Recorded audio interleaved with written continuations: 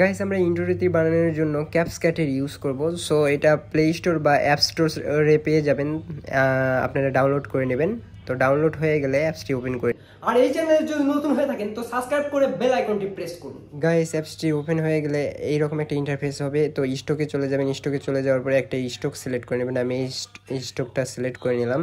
এই স্টকটা সিলেক্ট করে নেওয়ার পরে আমি কয়েকটা ফটো সিলেক্ট করে নেব। তার আগে এইটার সাইজ সিলেক্ট করে নিচ্ছি, ইউটিউবের সাইজ। এখন নতুন যে সাইজটা আছে সেইটা দিব, 2:1 এইটা দিয়ে দেব। তো দেওয়ার পরে আমার ফটোটা সিলেক্ট করে নেব। আমার আর একটা ফটো নেব, তো এটা আগে অ্যাড করে নেওয়ার পরে আবার দ্বিতীয়বার আমি ওই একই ফটো অ্যাড করে নিলাম, দুইটা ফটো অ্যাড করে নিলাম। সো ভিডিওটা পিছনে গেছে, যার কারণে সামনের দিকে নিয়ে আসলাম। একটু ক্লিক করে চাপ দিয়ে ধরলেই সামনের দিকে চলে আসবে। তো সামনের দিকে আসার পরে এখান থেকে চলে যাবেন আপনারা মার্কসে, মানে ফটোতে ক্লিক করার পরে মার্কসে যাবেন। মার্কসে যাওয়ার পরে এই যে গোল যে মার্কসটা আছে সেই মার্কসটা সিলেক্ট করে নিয়ে ফটোর উপরে যাবেন। যাওয়ার পরে হাত দিয়ে একটু প্রেস করলেই সাইডে সাদা হয়ে যাবে। সো সাইডে সাদা হয়ে আপনার মনের মতো করে অ্যাডজাস্ট করে নেবেন। আমি আমার মতো করে অ্যাডজাস্ট করে নিচ্ছি। আপনাদের চ্যানেলের যদি নাম দেওয়া থাকে বা টেক্সট দেওয়া থাকে তো সেই টেক্সট পর্যন্ত সিলেক্ট করে মার্ক করে নেবেন।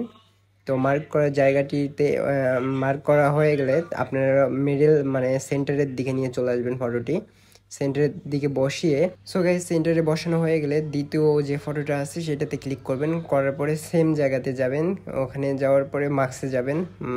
মার্কসে যাওয়ার পরে আবারও সেম মার্কসটি সিলেক্ট করবেন।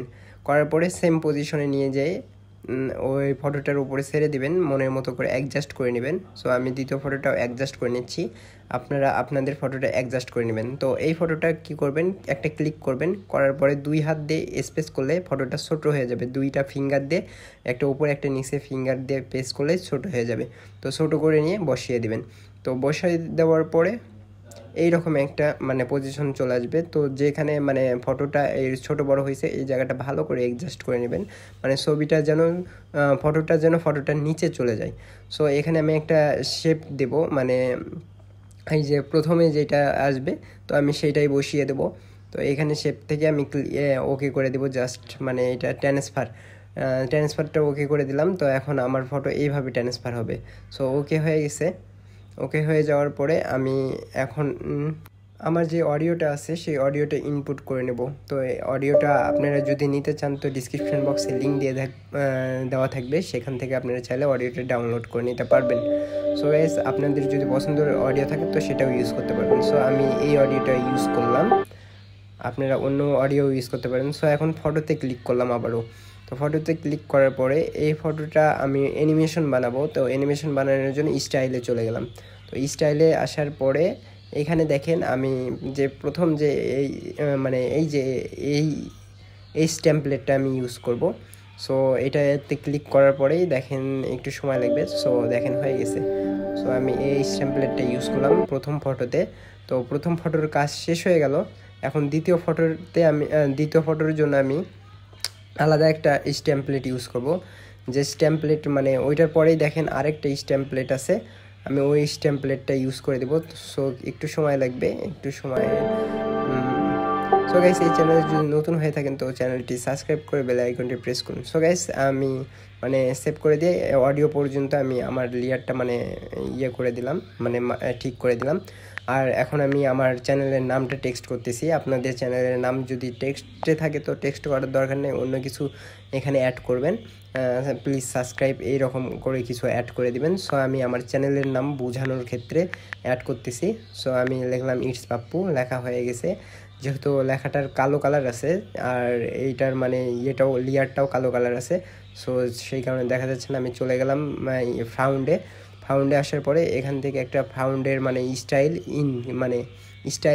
অ্যানিমেশনে যাওয়ার পরে আমি স্টাইলটা সিলেক্ট করে দেবো, সিলেক্ট করে স্টাইলটা সিলেক্ট করে দেবো। সো ইনটা সিলেক্ট হয়ে গেছে। এখন আউট কিভাবে হবে, তো আউটটা আমি সিলেক্ট করে দিচ্ছি। দেওয়ার পরে আমি কালারটা ঠিক করব। এখান থেকে মানে সাদা কালার চলে আসলো। তো আমি এখন এটা RGB কালার নিয়ে আসবো। তো RGB কালারের জন্য আমাকে আবারও ওই স্টাইলে যেতে হবে। স্টাইলে গিয়ে আমি আগে এটা সিলেক্ট করে নিই। সিলেক্ট করে নেওয়া হয়ে গেছে। সিলেক্ট করার পরে আমি আবারও চলে যাব RGBতে, আর মানে স্টাইলে চলে যাব। স্টাইলে যাওয়ার পরে এখানে দেখেন আমার যে পছন্দের যে স্টাইলটা আছে সেটা আমি সিলেক্ট করে দিব।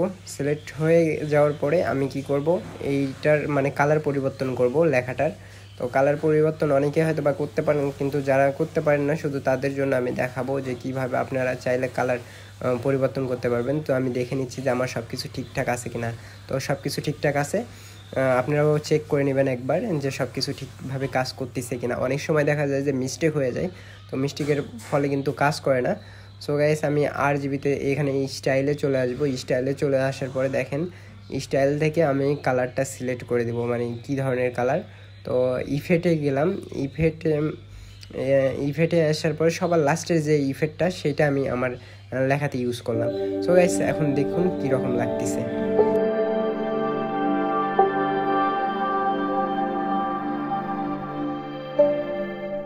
সব কিছু ঠিকঠাক থাকলে সেভ করে দিন, জাস্ট ওয়েট করুন।